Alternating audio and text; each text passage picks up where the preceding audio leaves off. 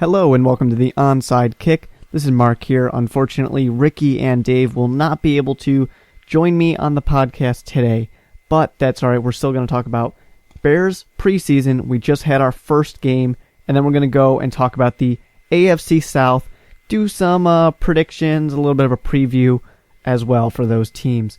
But right away, I want to get into the Chicago Bears. We played Carolina, and Cam Newton, you know, if you listen to this podcast, you know I'm a little high on Cam Newton this year. We didn't get to see much of him, but that's alright. I want to just talk about the Chicago Bears right now. It started off rough because right away the offense miscues came out. We knew we were going to see them, and we saw them immediately. So right away, there's a little slant route.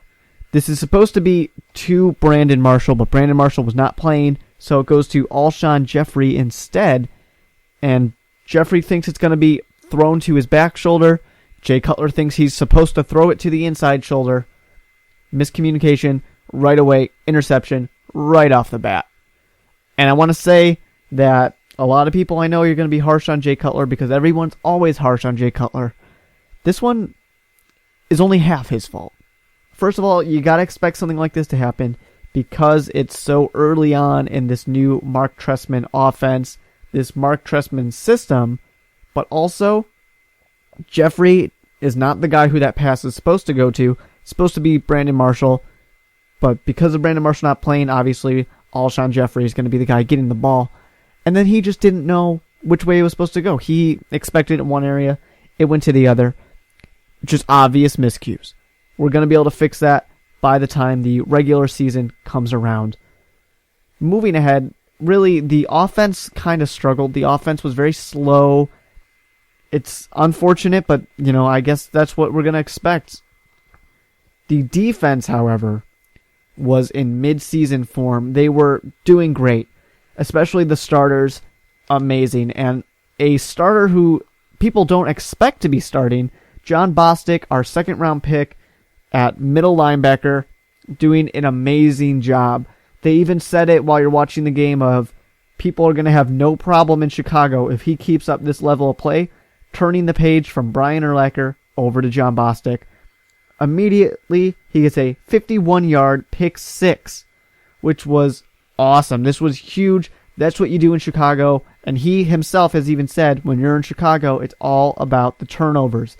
And as soon as you get that turnover, the first thing on your mind, I'm going to score. And that's exactly what he did. That's what he has to keep doing. John Bostic was all over the field. He did an amazing job, and he played a lot of time, which is good. You want to see that stamina early on.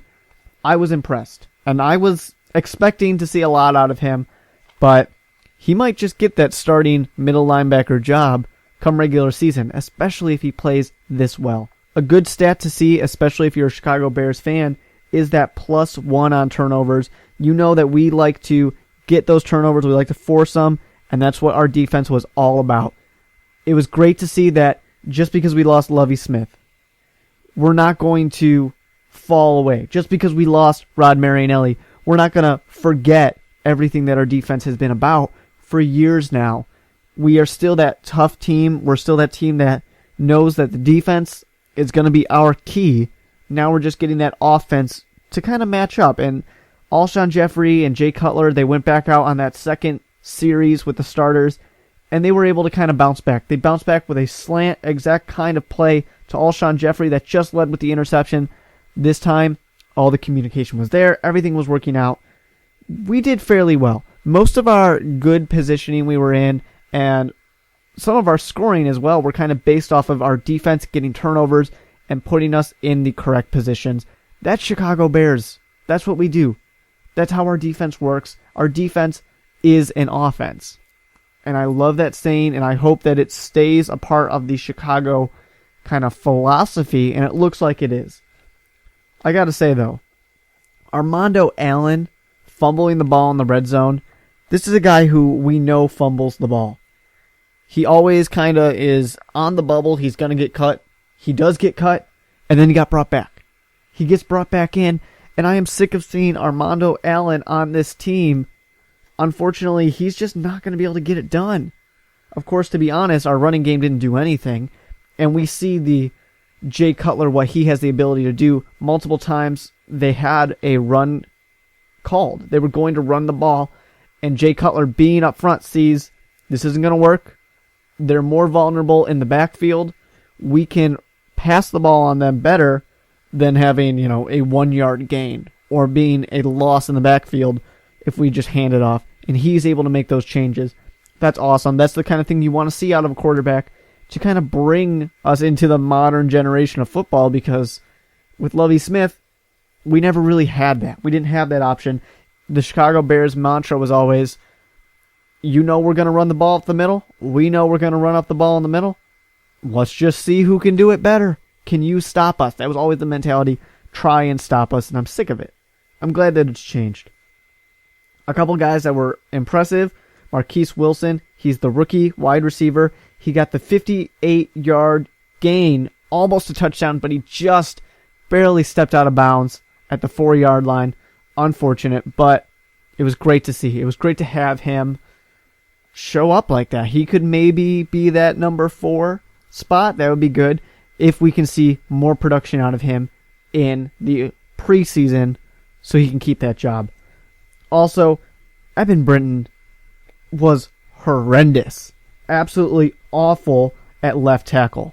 He looked lost. He looked like he was never sure what he was supposed to be doing. He was constantly being pushed back and pushed out of the way by anybody who wanted to come and go through him to get to our quarterbacks. Horrible. Bad. Luckily, there was not as many sacks. It looks like our offensive line is doing a little bit better, which is good. Of course, it is a preseason game. You're not going against the starters all the time. One more guy that was extremely impressive to me was Zach Minter. He is a defensive tackle, and he just was unstoppable. He was constantly getting to the ball, creating pressure. He even dove onto a fumble, which basically he was causing that fumble. It was great. He's very impressive. He's a defensive tackle, very far back on the depth chart. He might climb up to where he will see some playing time come regular season. Not a starter, definitely not a starter, but he's a guy who can add that change of pace. And then maybe a few years down the line can be a very valuable piece to this defense. That's all the Chicago Bears talk I want to do. I want to move ahead to our AFC South preview. First of all, I want to start with the Tennessee Titans. They're an interesting team because really, if you take everything out on paper, they're close, not even, but they're close to the Indianapolis Colts. The big difference is one of these teams has things going their way. The other one, for some reason, can never get anything to go their way. The Tennessee Titans have the short end of the stick on this one, and part of that situation is that they don't know who their franchise quarterback's going to be. Is it going to be Jake Locker? Is it going to be Ryan Fitzpatrick? That's the big question right now, and there's no answer. We won't know until the regular season, and I would not be surprised if you're a Tennessee Titans fan to see Ryan Fitzpatrick starting some games. Also because Jake Locker had quite a bit of injuries last season. So don't be surprised if that's just one of his traits. Maybe he just gets hurt. Maybe he's one of those quarterbacks. Ryan Fitzpatrick very well may be starting for the Tennessee Titans, and it's not going to be a good thing if he does. I actually like Jake Locker. I think he's impressive. I think he's got a lot of potential. I just don't know for a fact that he's going to ever be able to reach that potential. And the Tennessee Titans team makes no sense to me. I know last year they had a lot of problems at the guard position. The offensive line was just awful. Chris Johnson would get the ball handed off to him, and there's already defenders in his face. It made no sense. There was the big question of why is Chris Johnson not able to produce like he was when he was the magnificent CJ2K, 2,000 yards. Now he can't do it because that offensive line is just horrendous. And there's some other reasons there as well. Some people would say kind of mental issues, as well as getting your big money, things like that. It's a lot of pressure on him. But here's the thing about the Titans. They add Ryan Fitzpatrick. They add Sean Green. He's going to be a good addition to kind of keep Chris Johnson's legs fresh. He's going to be a good change of pace, and he's a good running back. Obviously not going to compete with Chris Johnson, not going to try and take that job, but he will get some carries to help out. Chance Warmack, he's the answer to the offensive line. Not the only answer, but he's the huge piece that's going to be able to help Chris Johnson actually get some yards, get some production out of those carries so he can be back to the good old days of CJ 2K. That's what you want to see. And then Justin Hunter, he's going to help out at wide receiver because right now the wide receiver position, we're not sure. You got Nate Washington, you got Kendall Wright, who was having some ups and downs last year. But I think this year he will hopefully produce more, be more consistent. Kenny Britt as well. These are all good guys. Unfortunately, you lost Jared Cook. Jared Cook was a huge safety valve for Jake Locker to throw to. Now what's he have? He's got Walker. Walker, who is a defensive kind of, I'm going to block for you tight end. He doesn't catch. He doesn't catch the ball. I don't understand why you would get rid of it. I guess it helps. You got one more blocker for Chris Johnson, so you can have more running. But if anything, this just shows that the Tennessee Titans have no faith in Jake Locker and his future for the team. I think this only hurts him. They gave him the wide receivers he needs. He's got one of the most impressive running backs behind him, one of the most athletically talented running backs. If you can't get it done this season, I'm sorry, Jake Locker, but you're going to be getting out of here very soon via trade. Just basically the team saying, see you later. I don't know. But they're going to be looking for a new answer if you can't prove that you are the answer this season. Losing Jordan Babineau, I also think on defense, the safety, that's going to be a big one because this defense, not very good. I think that's the thing about the AFC South. It's filled with, well, it's not even filled with great offensive players, really, but it's got one defense, the Houston Texans, and then everybody else is trying to figure out their defense and trying to improve their defensive teams. So we're going to see what happens. The Tennessee Titans are in an interesting spot. On paper, they have everything offensively that they need to be successful and to compete with the Indianapolis Colts and the Houston Texans. I just don't think we're going to see it. I'm not surprised if they don't do better than next season, than last season. However, at the same time, I won't be surprised if they are one of those kind of shock the nation type of teams because they have all the pieces they need to go up there, to score some points, to get on the board, and to be in shootouts with other teams. They have that potential. And when you're in a division where the best quarterback in this division, Andrew Luck, Schaub, not the best quarterback, so they can outscore this team, except for the fact that that Houston defense is going to be hard. So when you have Washington, you got Kendall Wright, you got Kenny Britt, and then you have Chris Johnson as well to kind of be the threat of maybe we're going to run it instead of passing it. If only they still had Jared Cook, they really could spread it out and compete against the top defenses. I just don't think it's going to happen. I think losing Jared Cook only is going to hurt Jake Locker, and Jake Locker's time is very limited. The presence of Ryan Fitzpatrick on the bench really cements it into his mind that it's now or never. Got to get it done. Tennessee Titans probably going to be a kind of middle of the road team. Of course, they have tough games. Their start is horrible. They go to Pittsburgh and to Houston. That's week 1 and week 2. You're going to start 0-2. And that's just not where you want to be. That's not where you want this team to be. This team needs to feel good about themselves early on so they can build up momentum because they are a middle of the road type of team. Of course, going to Seattle is not going to be easy as well. They get to go to St. Louis and to Oakland. That's somewhat beneficial, but remember they're also going to Denver. They do not have a very easy schedule. Their road matchups are fairly difficult. I don't see it for the Tennessee Titans. I just don't see them getting out of the rut. Jake Locker, I like you, but I'm sorry. I don't think that your team and your city is going to be patient enough to let you stay after this year. I won't be surprised to see him go, and I won't be surprised to see the Tennessee Titans possibly drafting a new quarterback, or I guess maybe there's some guys they could trade for, but I wouldn't be surprised to see them drafting a quarterback come next NFL draft. Moving to another team that's kind of on the bottom here, and by kind of I mean extremely at the bottom, the Jacksonville Jaguars.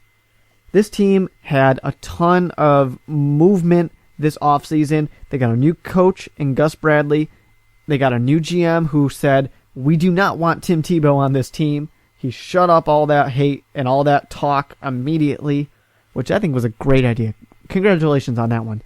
But they add Forsett, running back, wide receiver Massaquoi, Geno Hayes from Chicago. You remember him if you're here. Marcus Trufant, Luke Jokel, Jonathan Crippen, Denard Robinson, who might play running back, might play wide receiver. We're not sure yet. I think it's great. They added so many pieces, and really, I mean, anything they lost isn't that big of a deal because you were 2-14 last year. You were at the bottom. This team is in complete rebuilding mode. Cecil Shorts, hopefully he gets healthy. Right now he's kind of day-to-day iffy. I mean, you got Lewis at a tight end position, not one of the top tight ends, but he's workable. Justin Blackmon obviously is going to be good. He's going to be great. Hopefully he gets his head in a good spot and he can improve upon his up moments of his rookie season. He was kind of, I don't know, he got into some trouble early on, but at the same time, he never really, once actually got to the season, there wasn't really a huge concern. So I think that he should be able to move past the early issues in 2012, increase his yards, get more touchdowns, or get any touchdowns, really. He had about 865 yards last year. Hopefully he can get closer to 1,000 if you're a Jacksonville Jaguars fan. He is the guy you are hoping for. But once again, big question comes to the quarterback position. Blaine Gabbert, Chad Henne, who's it going to be? I won't be surprised to see either one starting, and I won't be surprised to see a change happen later on in the season. Nothing's going to surprise me in that situation. Jones Drew, your running back, obviously he's your main guy. Forsett is just to kind of add some change of pace. And then you got Denard Robinson back there who can play so fast. I think he's a cool addition, but he's not going to be a game stopper. He's not going to be the game-changing type of guy. I don't know. It's going to be interesting. They got a lot of running backs and not a lot of offensive weapons. Besides those running backs, they don't have a good franchise quarterback to throw it to Justin Blackmon. So what's going to happen? A big issue as well, I want to say, is that the Jaguars only got 20 sacks in 2012. That is horrendous. That needs to be higher. And unfortunately, they didn't really add anything to their pass rush. So they're probably going to be at the bottom for sacks again. And when you're not going to be adding pressure, you're not going to be sacking the quarterback, teams are just going to score on you, especially when you needed to go out and improve your cornerbacks and your safeties, which was a big thing for them. And actually, probably one of the only bright spots for this Jacksonville Jaguar team. So I guess that's good. You know that you're not going to be able to pressure a quarterback, so I guess you might as well put all your investment into the backfield and hope that your defensive backs can just keep the score manageable. All right, we're moving up in the world right now to the Indianapolis Colts. I would call it a surprise team. They definitely surprised people by getting into the playoffs. You knew they were going to be better. You knew Andrew Luck was going to help. But man, did he have a great rookie season. What is up with all the rookie quarterbacks doing so well right now? And who is going to have a sophomore slump? I don't know. I'm not sure. I don't think Russell Wilson, well, I guess I kind of think that Russell Wilson's more probable than other rookies. But Andrew Luck, I don't know. The offensive line still isn't that much improved. They tried a little bit, but didn't completely improve it. So maybe Andrew Luck's going to have some trouble. Maybe he's going to be pressured a lot. The thing about the Indianapolis Colts, they didn't actually look as impressive when you look at their stats and their points against. They actually had more points scored on them than they had points scored. That's a very interesting stat, because what's that saying is when they won big. And when they lost big. What does that mean? Essentially, it means that they're all about, I don't want to call it fluky, but Andrew Luck is getting very lucky, and he's getting those big plays because he's a big quarterback. he's going to make those huge plays, especially in the future. It's just kind of like I said, I don't want to call it a fluke, but I don't think you can expect that to happen again. I don't think they're going to be at the same level they were at before. I don't see them being in playoff competition this year. I mean, they'll be in the competition for a wild card spot. I just don't necessarily think they're going to make it again. Their big additions, I think, Ahmad Bradshaw, he's a great help, and not only can he catch the ball, but he can help block for Andrew Luck. That's going to be a big deal because Andrew Luck was sacked 41 times last season. That's horrible, especially for a rookie quarterback. You want to keep him safe. You want to keep him on his feet. And you have Andrew Luck, an amazing quarterback with high potential, high upside. You got to keep him healthy. You got to keep him on the field. We know what happens when Indianapolis Colts have their main guy, their main quarterback go down. They lose, and then they're the number 1 draft pick. But they got Andrew Luck out of that one. Something I really want to see, I want to see Coby Fleener get more involved with this offense. He's got the connection with Andrew Luck because they went to college together. You got Allen starting right now at your number 1 tight end position, but why can't you run Coby Fleener over to the other side? You know, you got T.Y. Hilton, you got Reggie Wayne, you got the only good thing about the Oakland Raiders of the past, and that was Hayward Bay, the only good receiver they had, and then he got out of there. Well, I guess they didn't really want to keep him as well, but he got out of there. Now he's with the Colts. They got some good receivers. Not the best receivers, but they got the good receivers. Reggie Wayne, his career was revitalized with the young Andrew Luck. He looks like having this youth at your quarterback position made him the Reggie Wayne that we all remember and we all feared to have our teams go up against. He looks like he's got a few more years in him right now. That'll be great to see because he's a great guy. I love seeing him out in the field. If we want to look over at the Indianapolis Colts schedule, their start is interesting. They get to play Oakland at home. Then they get to play Miami. That's a battle between Tannehill, the quarterback who was kind of forgotten about in the whole quarterback class. And then you get to go against Andrew Luck. You know for a fact that Tannehill's going to go into that game wanting to impress, wanting to prove everybody, hey, I was forgotten about and I shouldn't be. You should be afraid of me, not Andrew Luck. Of course, they do have to go week 3 to San Francisco. Very difficult when they play Seattle, of course. Like everybody in this division is playing Seattle and San Francisco. Those are 2 tough games. They get to play Denver, and Denver gets to come to Indianapolis. That's a loss. Without a doubt, that's a loss. There's no way Peyton Manning allows himself to lose to the new quarterback of his former team at his former home. It's not going to happen. Following that, they got their bye week. All these teams have really nice bye weeks. They all have either a week 8 or I believe it was Jacksonville had the week 9 bye. They all have really nice byes. Going to Houston, of course, because you're going to have both. But that's right after your bye, so they might actually be able to steal that one from Houston because it is right after that bye. Except, don't forget that Houston also has a week 8 bye. So both teams are going to be very well rested and completely ready for that primetime Sunday night game. When they get to go to Arizona, that's a bit of a break. They get to go to Cincinnati. That's another young quarterback, another young team that's ready and that really wants to say, we're not going to be the team that every year gets to the playoffs and knocked out by Houston at the very beginning. They want to step it up a notch against this team. The Indianapolis Colts, I wouldn't call it the hardest schedule. Of course, it is a difficult schedule. It's not extremely difficult. It's not extraordinarily difficult as opposed to the other teams in their division. However, with that being said, I'm just unsure. I really am. I'm unsure if they are going to be able to protect Andrew Luck, if they're going to be able to have a defense that can keep scores more manageable so that way it's not going to be just a shoot, like throw the ball as much as you possibly can, Luck, because we are down by so many points, as that happened in 2012 quite often. So I don't know. It's going to be interesting to see. I mean, they lost Avery, they lost Collie, wide receivers, they lost Dwight Freeney.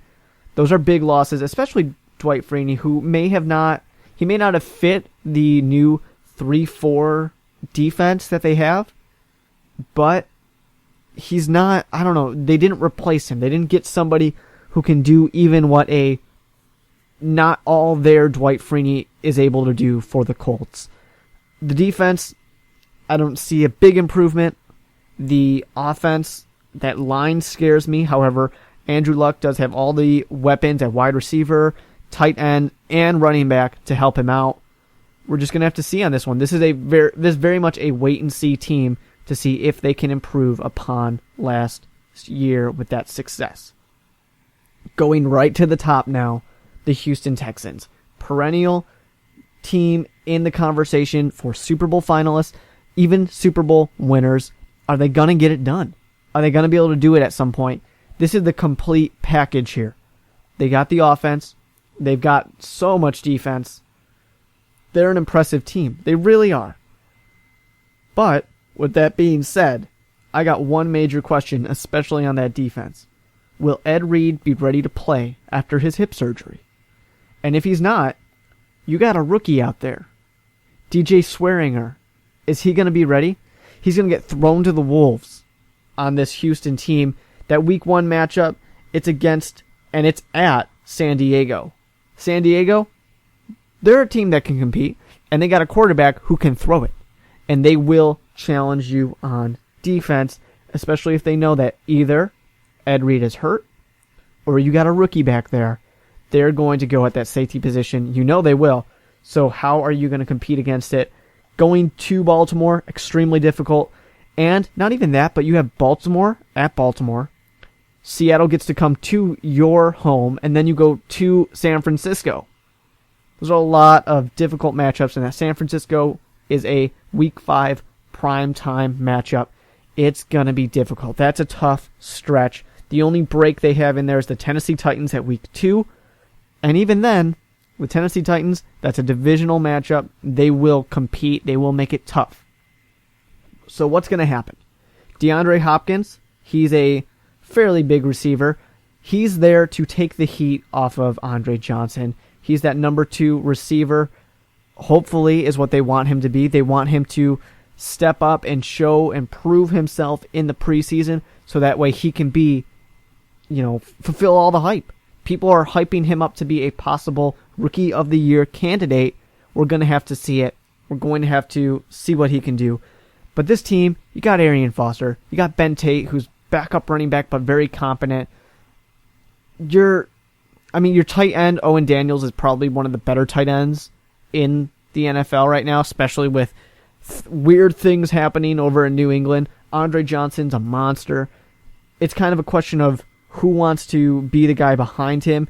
Keyshawn Martin, maybe he'll be the number 2 guy who takes the pressure off of Andre Johnson, but maybe it is DeAndre Hopkins. We're going to have to wait and see on this one.